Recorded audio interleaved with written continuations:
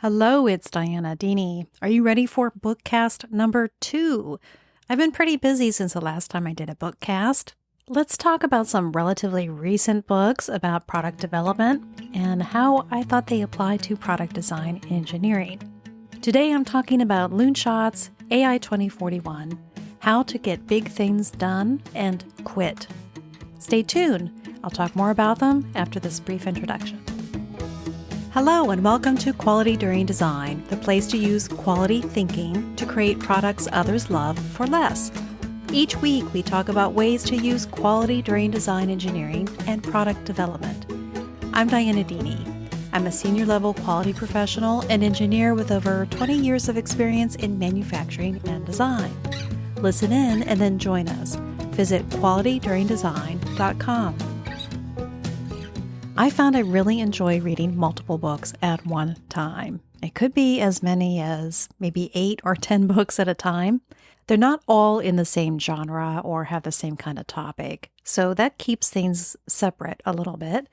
But I do end up reading a couple of product development or engineering books, nonfiction books, at the same time, and I really like doing that because one book kind of informs the other. I start thinking about different aspects of the one book I'm reading as I'm reading the other one, and vice versa. Earlier in the year, I read Loonshots and AI 2041 together. Loonshots is written by Safi Bahcall. Its full title is Loonshots, How to Nurture the Crazy Ideas That Win Wars, Cure Diseases, and Transform Industries. AI 2041 is written by Kai-Fu Lee and Chen Quifan. Its full title is AI 2041, 10 Visions for Our Future. These books are relatively new, published in 2019 and 2021, respectively. Let's talk about Loonshots first.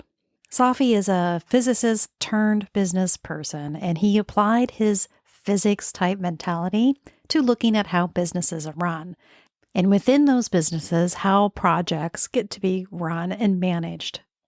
He has an interesting way of looking at business systems and business management because of his physicist background. He thinks about when projects are at their prime or when you should drop or quit projects based on a phase diagram. And he creates a phase diagram for groups and companies. In the book, he correlates his physics phase transitions knowledge to the business world and explains how he thinks of them as similar or aligned. He also tells a lot of stories from a historical point of view, stories about big companies making big decisions that are sometimes disastrous. Safi's phase diagram has 2 axes. One is group size and the other one is group structure. And if you can imagine a diagonal line across the middle of it, that's essentially the sweet spot of where things are going really well.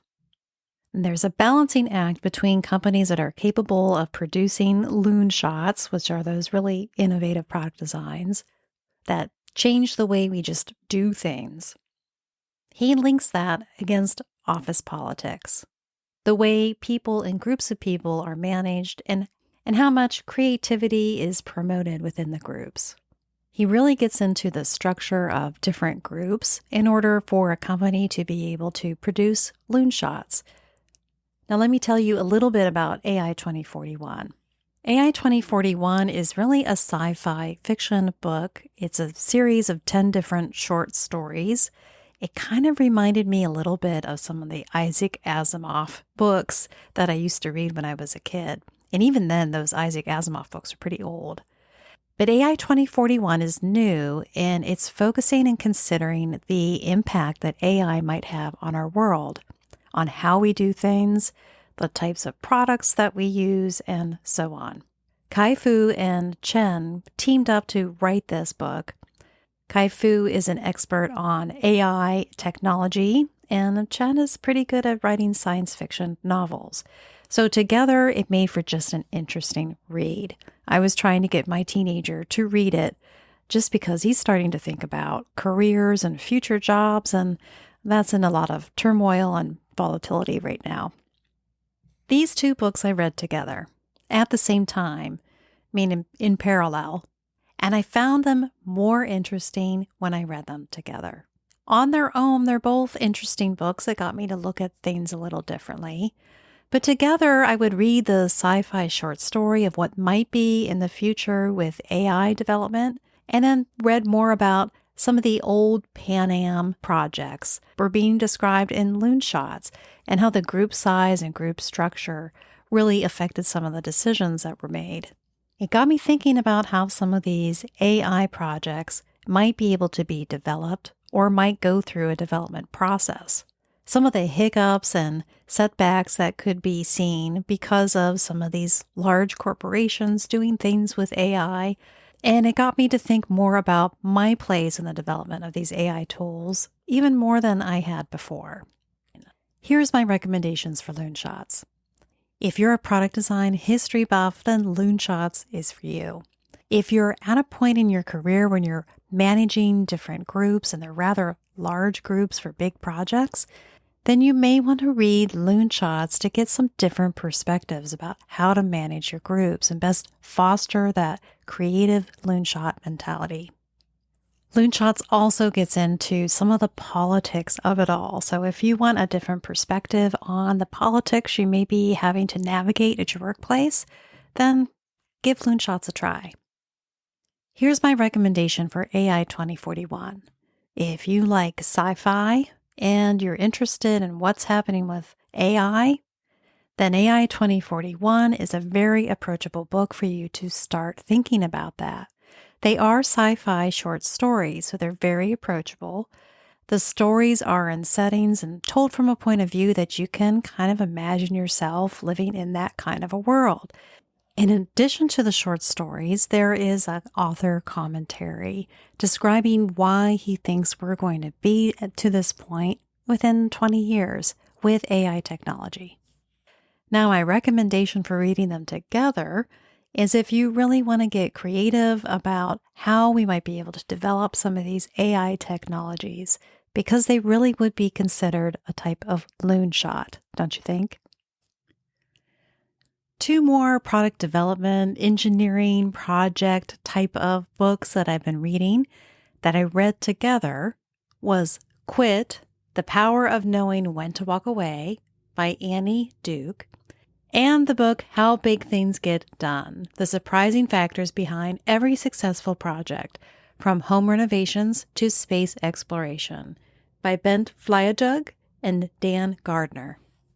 I read these two books more recently, and they were both released more recently too, in 2022 and 2023 respectively.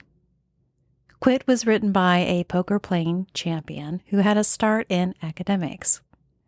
Quit is a lot about how individuals have a hard time understanding, knowing, recognizing when they've let things go too far. The author explores this topic of quitting by looking at athletes and entrepreneurs and other individuals. She explores some of the psychological biases that we have as individuals, and she takes a viewpoint of things that we need to do for ourselves so we know when we're getting into a situation where we are just throwing more good time after a bad idea, more money after a bad idea, something that you probably have heard of before with a sunk cost fallacy. She also takes this topic from a point of view of somebody that is watching someone else take things too far, knowing that your friend or loved one is just taking too many risks and should have quit long ago. She reviews techniques with how to approach that topic with someone else and getting them to recognize the situation they're in. Now, one of the tools that she recommends for yourself and when working with other people is to set some guidelines for when you're going to quit. Pre-plan it ahead of time. Set some metrics. And then if you need to, get somebody that's independent to help you evaluate those metrics at the right time so you can really decide if you really should quit that project or that venture and move on to something else. Earlier in the book, Annie talks about project management and how to take a look at and plan for projects that may need a quit criteria. She outlines different characteristics or parts of projects that may need a different attention. Sometimes we're working on projects and we're working on the things that we know that we can do. Meanwhile, the things that are really questionable or we're not sure we're going to be able to achieve or figure out, we kind of let those go until last minute. She explores that idea also. Choosing to set quit criteria based on the things that we're not sure we're going to be able to figure out. There's a lot of well thought out advice told in the way of stories so that it's also easily understandable. You can picture yourself in the shoes of these people and why they made the decisions they made. Now, with the other book, How Big Projects Get Done, we are shifting from the individual to really big public projects, why they go awry, and what we can do about it.